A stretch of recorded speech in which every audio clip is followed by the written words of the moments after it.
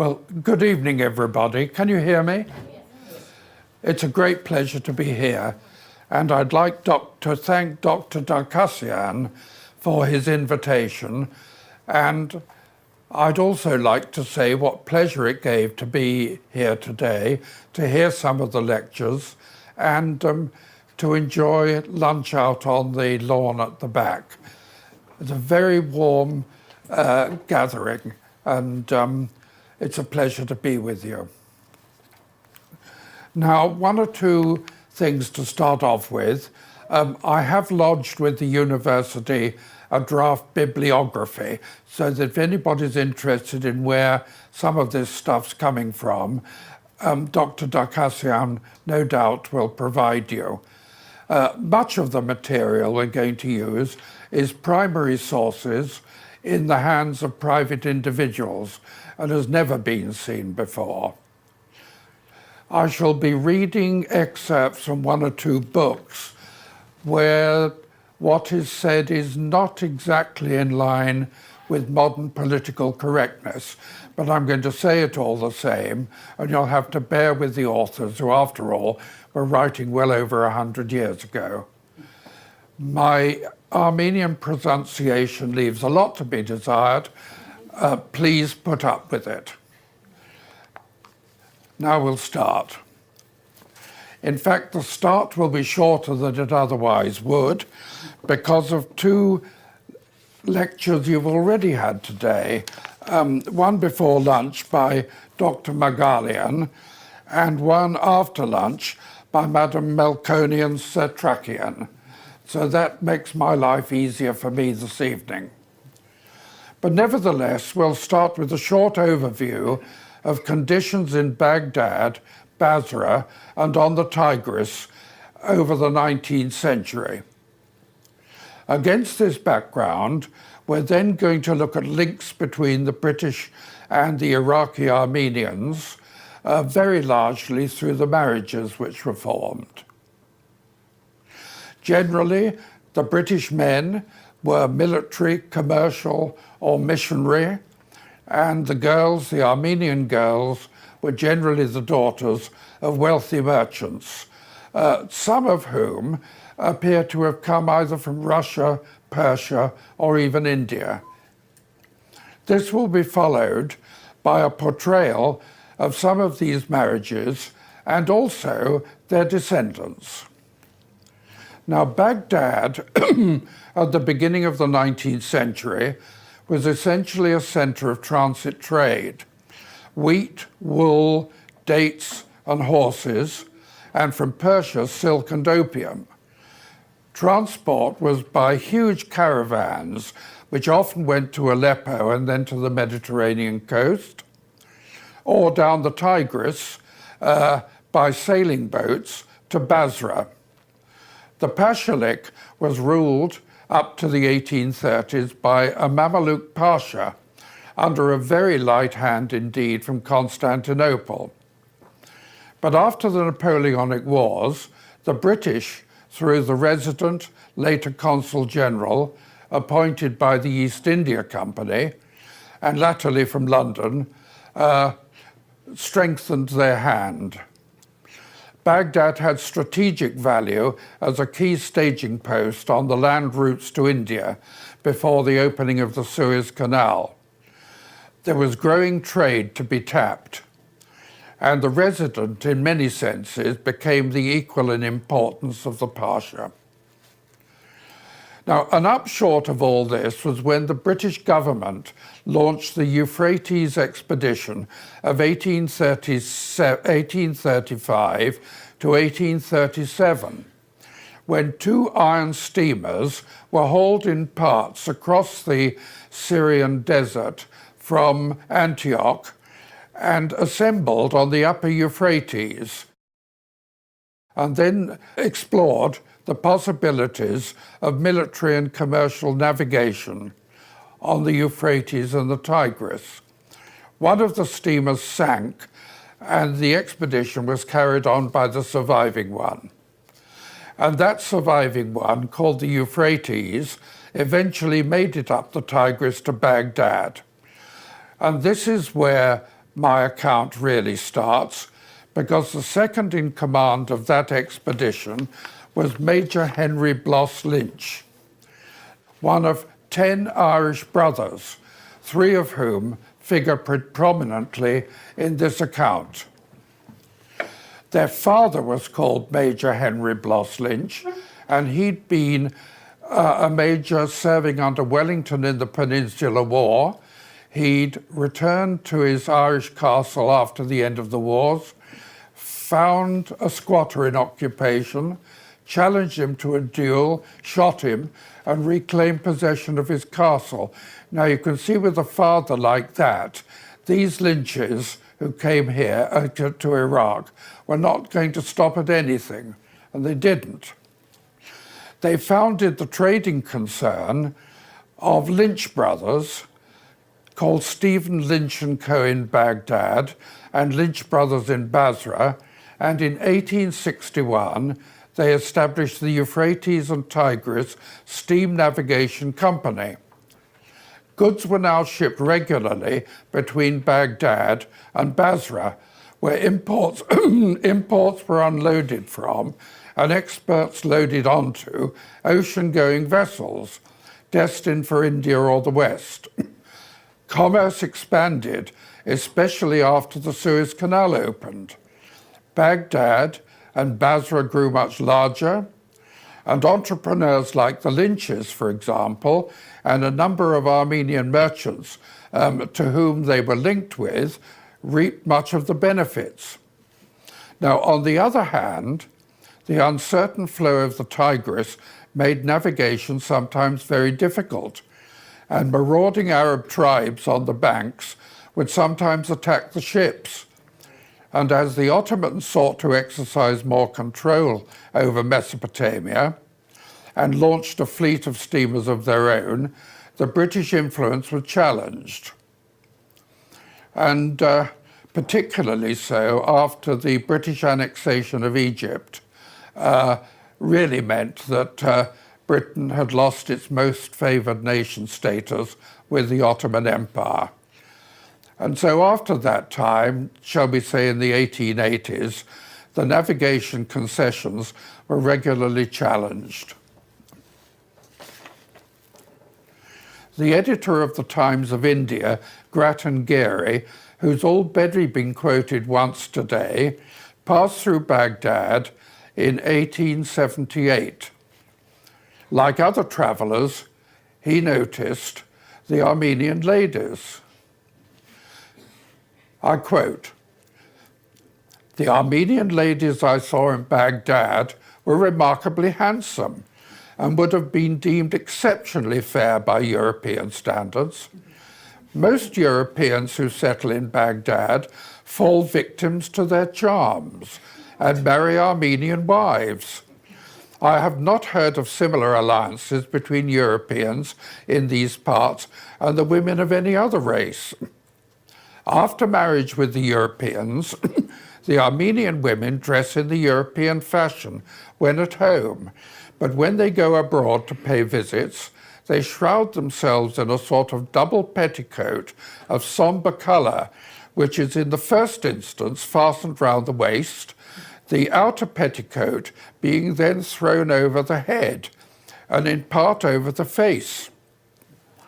And I think Grattan Gary must have been a bit of a voyeur, because he then goes on to write, "Over the face, so that nothing is seen but half a roguish eye." The Armenian dragoman James Thaddeus in the British consulate echoes this. Most of the British officers serving in the Gulf before the opening of the Suez Canal used to marry local Armenian girls of local families.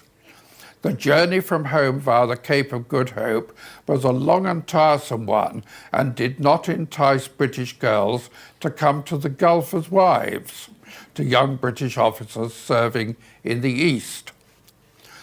These marriages seem to have been genuine love matches, but nevertheless, quite unlike the type of marriage which most travellers to the Ottoman Empire discovered in the Armenian community, which was much more closed. As you know, and Geary himself noticed this. I'm not absolutely certain what the explanation is, but I offer this to you, and I'm no doubt that many of you know much more about this than I ever will. But it may, in the beginning, have had something to do with the fact that Colonel Robert Taylor, the resident and consul, had, in Rosa Ovilus, an Armenian wife. Here's Colonel Taylor in his regalia as Consul General in Baghdad at the beginning of the 19th century. They were leaders of local society, of course, and they might have set a trend. Here is young Lieutenant Charlwood, a member of the crew of the Euphrates, which had just arrived in Baghdad in 1837. The young officers on board had planned a party in which Colonel and Mrs. Taylor were plainly associated. And he writes, this was in his memoirs published many years later when he was a retired admiral. Mrs. Taylor arrived with 50 Armenian ladies. In the state cabin, Mrs. Taylor made a long speech to the girls in Turkish.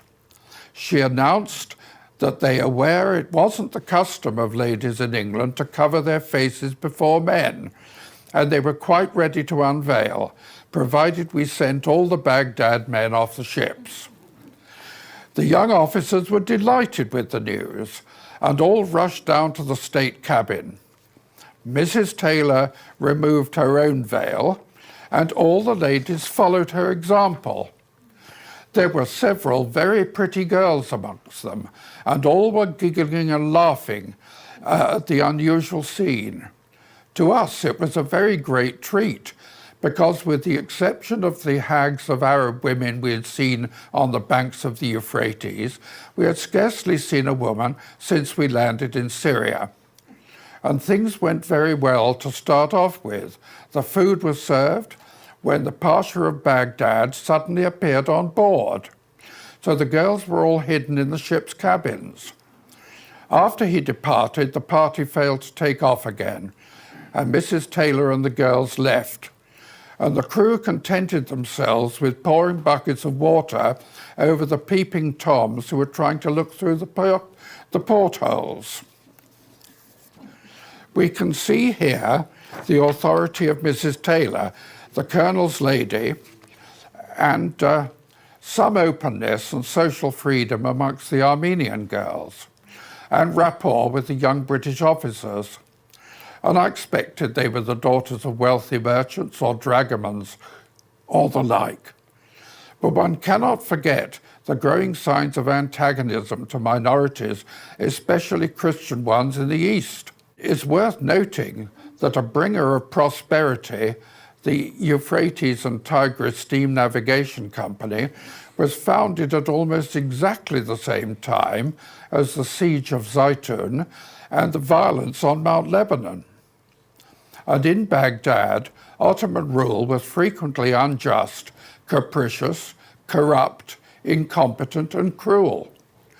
To be linked by marriage to representatives of the leading imperial and commercial power cannot have been a disadvantage. But it cut both ways.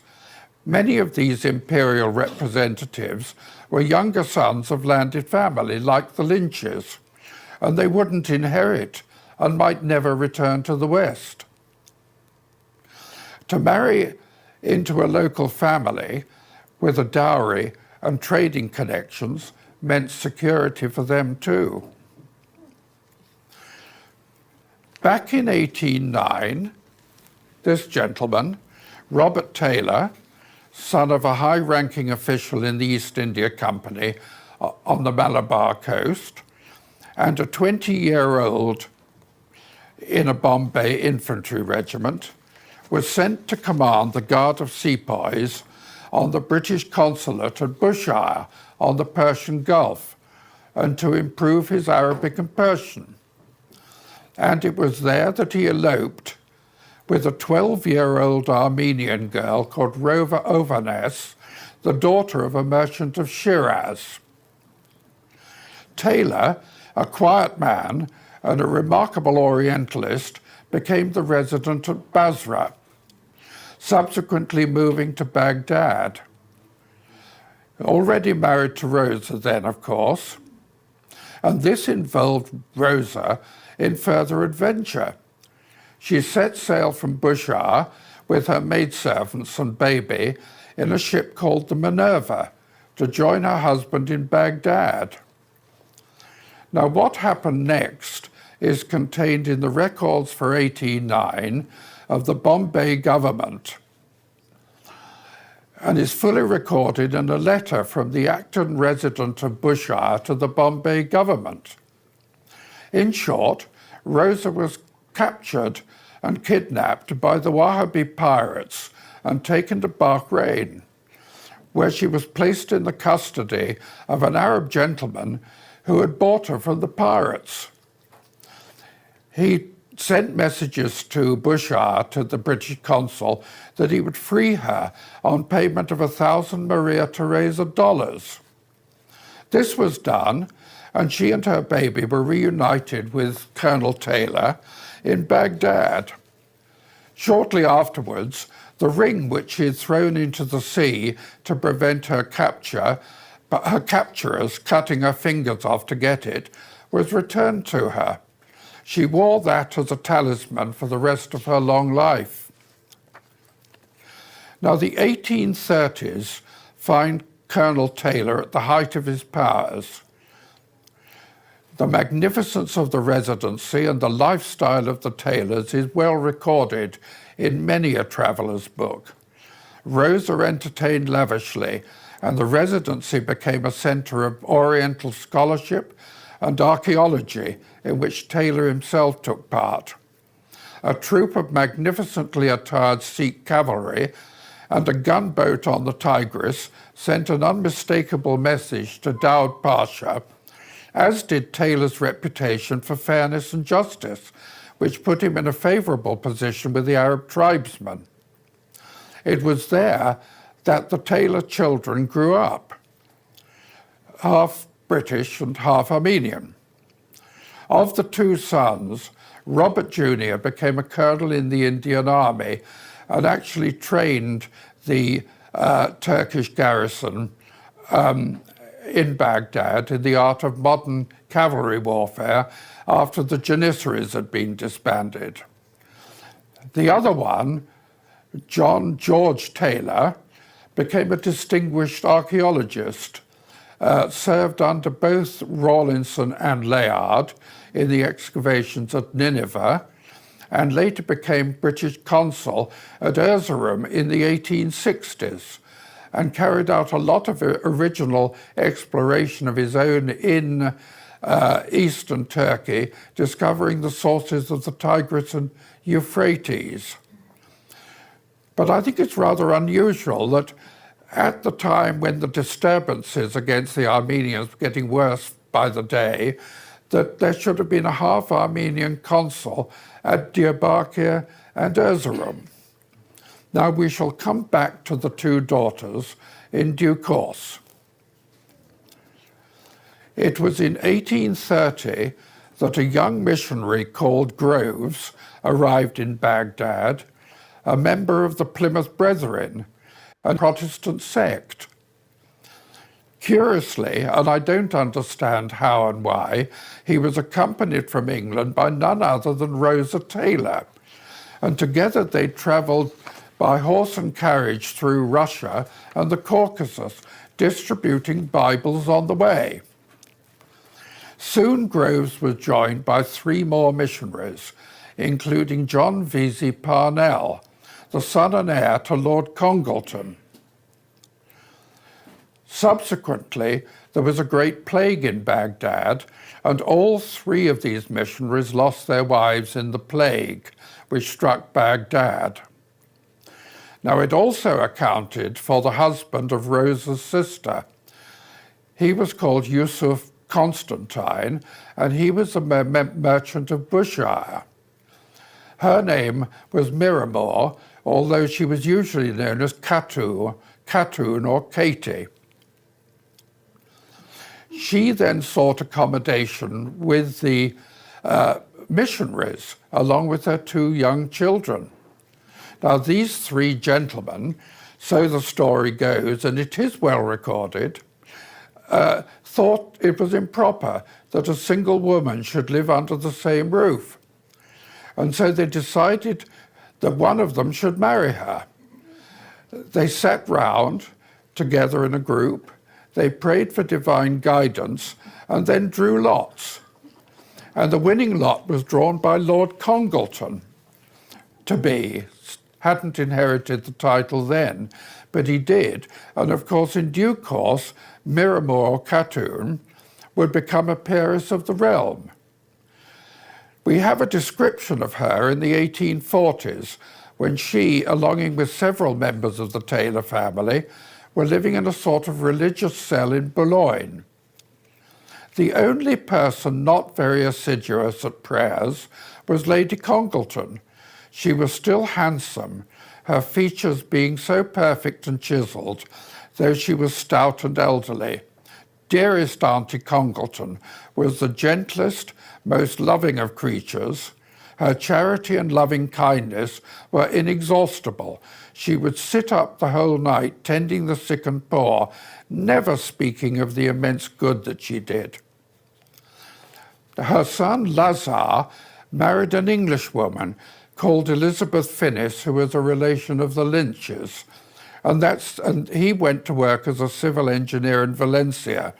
And this is the only example that I've been able to find in these marriages with an Armenian as husband.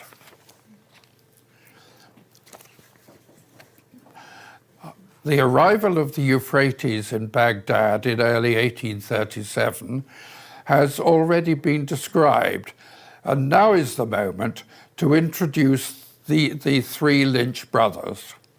The eldest, Lieutenant Henry Blas Lynch, was second in command of the expedition.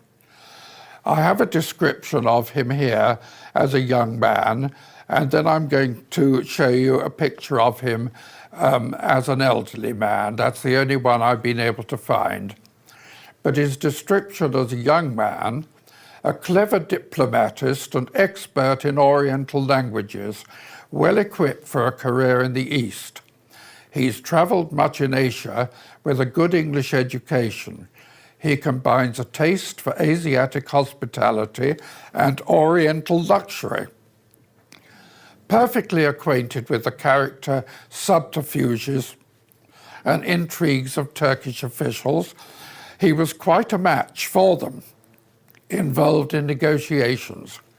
He was dressed in a richly embroidered Mameluke dress.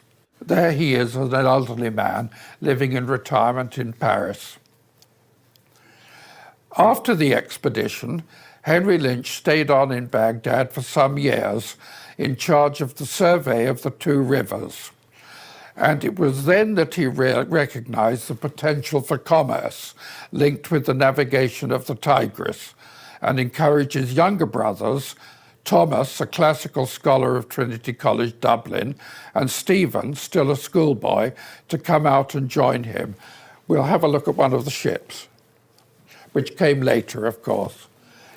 That's one of the ships which the Euphrates and Tigris ran on the Tigris after 1861. Now, to return to Stephen, still a schoolboy, to come and join him. That's right. Both Taylor girls were living in Oriental style in the residency. Henry quickly married Caroline, but Thomas, who married her younger sister Harriet, had to wait till they were approaching 40. It was these 3 brothers who created a trading empire, Lynch Brothers, of Baghdad and Basra, and established steam navigation in 1861. And they received a helping hand, of course, from Colonel Taylor, father-in-law. Apparently, young Stephen Lynch, and it looks as if he may have passed on his way through Beirut, on his way to Baghdad, because he carved his name on a pillar at Baalbek on his way out to join his brothers. I've never seen it. I don't even know which pillar it's supposed to be, but it's certainly recorded in a book. And now let James Thaddeus take up the story.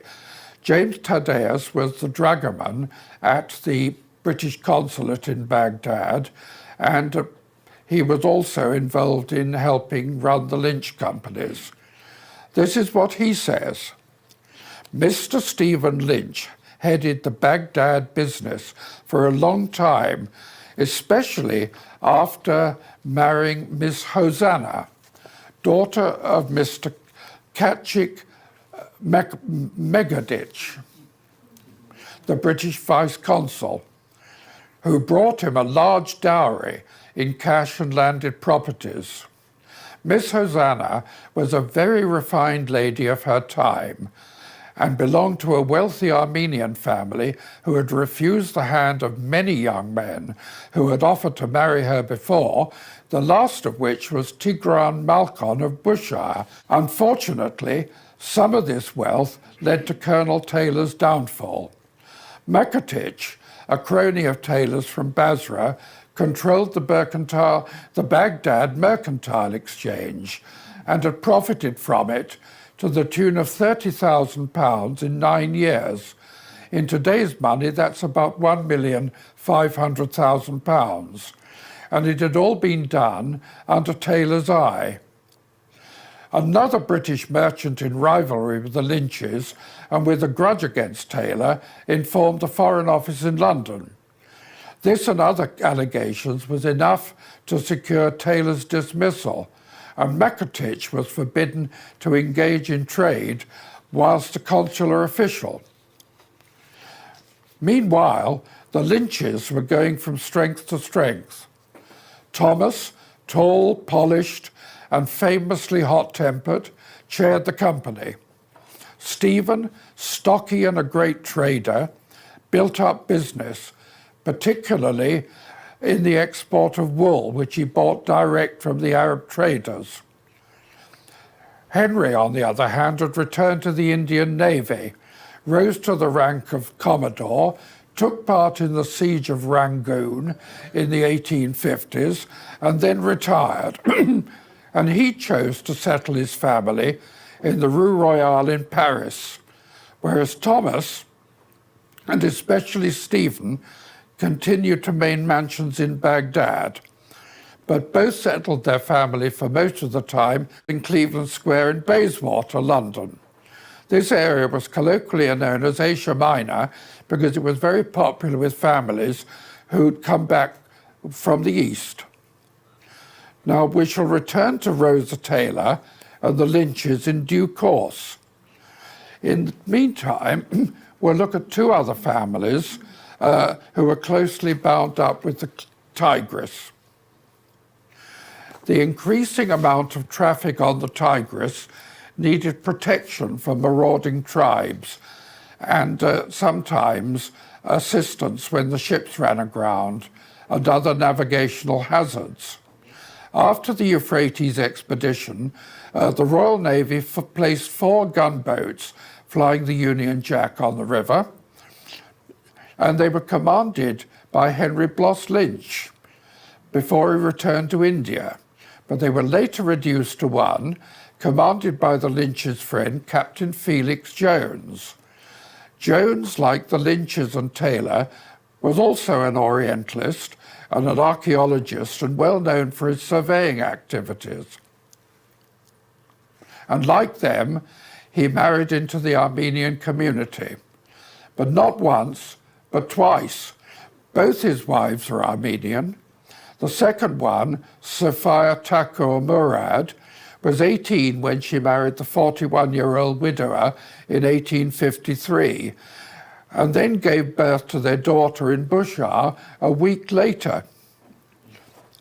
Many of the ship's captains in the Tigris married Armenian wives, and one who did was an Irishman called Cowley, whose bride was Shushan Minas, who had fled with her brothers and sisters to Baghdad after her parents had been murdered in Persia. Their son, Charles Cowley, was senior captain of the Tigris and Euphrates Steam Navigation Company. And when war broke out in 1914, he was enlisted into the Royal Navy. A British army advanced up the banks of the Tigris with a view to capturing Baghdad. The Lynch steamers were requisitioned by the Admiralty and used to support the advance. And Cowley and the other captains were made lieutenant commanders in the Royal Navy. Now, the advance went badly wrong, and it ended up with the British Army being surrounded and besieged in Kut on the Tigris, close to starvation. Now, Cowley, the captain of the Julnar, one of the Lynch steamers, was given the task of running the gauntlet of the Turkish army up the river and supplying the beleaguered garrison. He tried to take the steamer through a hail of Ottoman artillery fire, but he then hit a cable placed across the river and ran aground. He was captured by the Turks and was treated as a native of Baghdad, and I don't suppose it helped his cause that he had an Armenian mother. Don't forget, this was only a few months after the Armenian Holocaust in Turkey in 1915. He was treated as a traitor and taken into the desert and executed. Now, he was awarded the highest medal for gallantry, which is in the power of Britain to bestow, the Victoria Cross, posthumously. And as far as I know, and I haven't looked into this, he may be the only person of Armenian descent to have been awarded a Victoria Cross, but others may know more about that than me. Now I'm going to put the clock back some 50 years and come back to Henry Blas Lynch living in retirement in Paris and on the family estate in the west of Ireland, which he'd inherited by then. Sadly, his only son, called Quested, he died as a lad of the age of 20. Otherwise, you would have had a person of Armenian blood becoming the owner of several thousand acres on the west coast of Ireland. The father was heartbroken. It's said to have turned his hair white overnight, and I've already showed you that photograph of him as an old man. His daughter, Alice, not very good, we've done our best. His daughter, Alice Blas Lynch, became a famous Parisian beauty. She married a banker from Hamburg, Adolf von Kessler, who was ennobled by Kaiser Wilhelm I.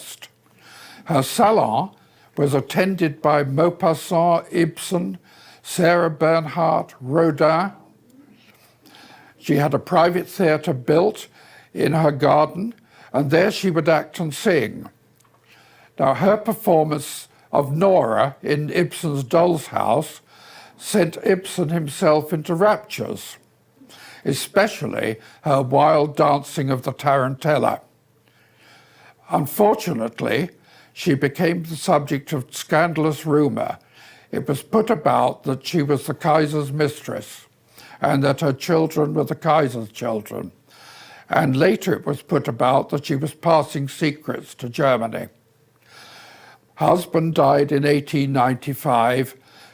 She became a broken woman and retired in seclusion to a ruinous chateau in Normandy, where she died in 1919. The war split her family. Her daughter was married to a French aristocrat. Her son was fighting on the Eastern Front and then at Verdun in the German army. And this was Harry von Kessler. Now that's Harry von Kessler, painted by his friend Edvard Munch. Kessler was a very important figure in the arts before the Great War and in the days of the Weimar Republic. He was a rich cosmopolitan. He played a significant role in promoting the avant-garde, and was very active in the world of opera. For example, he played a key role in the creation and promotion of Richard Strauss's Rosenkavalier. After the war, he became German ambassador to Poland and was then active in the peace movement. Under the Nazis, he was persona non grata, lost his house and wealth, was expelled, and died semi-destitute in France in 1937 in a guest house belonging to his sister. Now, a great deal has been written about Kessler, and his diaries are celebrated, and his archives are in a pretty complete state. And they're in the German literary archive at Marbach an der Neckar, and they contain quite a lot of information about the Lynch side of his family too. You'll recall that by the late 1850s, Thomas and Stephen Lynch had established their homes in London. They both lived in Cleveland Square in those huge houses with a retinue of servants, butlers, maids, you name it. And that's where their children were largely brought up. But Thomas and Harriet were joined by Rosa Taylor, by now blind, and recalled as a sweet-natured old lady sporting a black silk wig, henna on her hands, and with a faint scent of attar of roses. She obviously loved telling her grandchildren about the great days in old Baghdad, and her grandson Harry Lynch, HFB Lynch, of the Armenia Travels and Studies, growing up under the same roof, must have been familiar with this. Harry, we'll call him Harry because there are so many Henrys here, and he was known as Harry in his family, the son of Harriet and Thomas, is best known as H.F.B. Lynch, of course, the author of Armenia Travels and Studies. And it was based on the author's travels, but also a compendious description of Armenia under the Tsars and the Ottomans, copiously illustrated. The work also contains a strong element of compassion, laced with the author's political opinions. That's Armenia Travels and Studies. I expect you've got it here, but whether you've got the first edition, I don't know. If you have, insure it for about £2,000 because that's what it'll cost you to buy another one. Lynch was educated at Eton and Cambridge, where he got a first in classics, a blue for polo, and was secretary of the Union Society, where the minutes of the debates there display how he developed as a radical and which shaped his subsequent political career. He was Liberal Member of Parliament for Ripon in North Yorkshire from 1906 to 1910, where he strongly opposed the Anglo-Russian Convention, which effectively divided Persia into Russian and British zones of influence. He must have been a man of enormous energy. At the time he wrote his book, he was running company business. In fact, he was chairman of the Euphrates and Tigris Company and Lynch Brothers when he wrote the books. And not only was he doing that, but he was extending the operation of Lynch Brothers by building roads in Persia and opening up the navigation of the Karun River. But he would also find time for his favourite sport of fox hunting. In fact, what you saw was Harry Lynch about to go hunting, leaning against the wall of his rose garden at his country house in Banbury near Oxford. He maintained very close links with the Armenian side of the family, and he had a portrait of Patriarch Khrimian hanging in his library, which is further proof, if any were needed, of his sense of affiliation with the Armenian side of his background. Harry was one of those people who seemed to be either loved or detested. His chosen circle seemed to have, well, they were largely upper-class members of academic or the creative arts. For them, he was a generous, brilliantly intelligent, stimulating friend with a wide knowledge of the classics, literature, and the performing arts. and like his cousin, Harry von Kessler, a cosmopolitan. But he made plenty of enemies in political and foreign office circles, who, when he died at the age of 51 in 1913, seemed somewhat glad to see the back of him.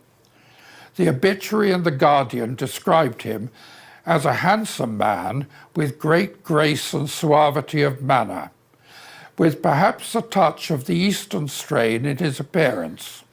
He is, incidentally, the only one of these families that I've talked about that I know of, apart from Stephen Lynch's family, to have maintained social links with the Armenian community in London or Paris. You don't hear of any of it.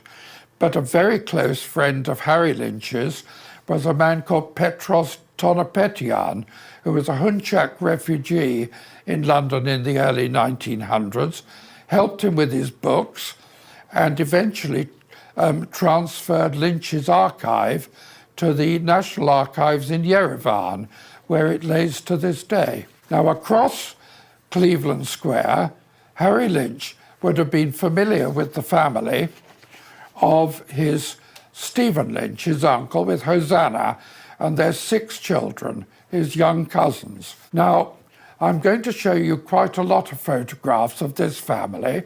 Some of them are of the daughters. There were 4 daughters and 2 sons, but the ones of the daughter, there are actually 1 or 2 of Hosanna, which to me looks trying to do her best to look like Queen Victoria, but you'll make up your minds about that. The daughters were all presented at court, and these are photographs of them at that time, but the dress is not in line, as I see it, with the sort of thing that English girls would have been wearing about that time. And I'd be very interested to have any comment about that, because I don't know the answer. Now, Stephen, undoubtedly, their family undoubtedly maintained closer links with Baghdad than other members of the family. His 2 sons, John and Frederick, both went to Harrow, and like Harry's sister Eva, the girls were presented at court. But John was sent down from Oxford for a second offence of riotous behaviour, and as chairman of the family business was described as a commercial non-entity, and Frederick seems to have been similarly ineffective. Now that's Stephen Lynch with 3 of the children. There's John sitting, Harriet and Caroline. They're all in their teens, or less than their teens then. He looks as if he's about to do single combat with Saladin, but in fact it's Frederick Lynch in fancy dress. Now, it was through the sister Caroline's marriage that the line of the Lynches continued, as it were, and Caroline married a gentleman called John Frederick Campbell, and their sons, Colin, Hector and Malcolm, took over the running of the steamship company and Lynch Brothers. And the steamship company was eventually wound up in 1960. The Campbells lived in Oriental style in a mansion in Baghdad until it was confiscated by Saddam Hussein. One of the Campbells, Colin, who we'll come to now, there's much more to say about. There's Colin. Now, Colin Campbell was one of these 3 brothers that ran the company, and he was a major in the London Scottish in the war and in the 8th Army, and he was captured at Tobruk. And he's the second person that I can mention in my talk of Armenian descent who won a high order for gallantry, because he got the DSO.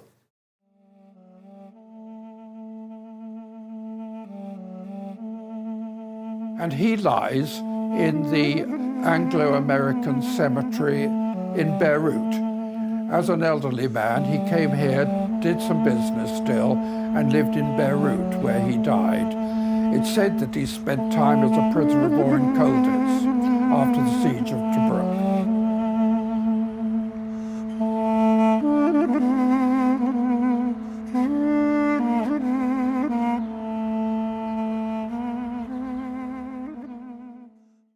Now we'll come to Una. There's Una. That's the Campbell brothers' sister. Now we have amongst us tonight a lady who as a child was looked after by Una, who is her grandmother. And Kate Lloyd Phillips, who's here, is a well-known artist in the Kate Lloyd Phillips, a well-known artist in the north of England, of course, is a direct descendant of Hosanna Makadich, Stephen Lynch, and all these other people that I've told you about. And we're very honoured to see you with us. Thank you for coming. Also the provider of quite a number of these photographs. So we'll end on that note. Thank you for listening to me.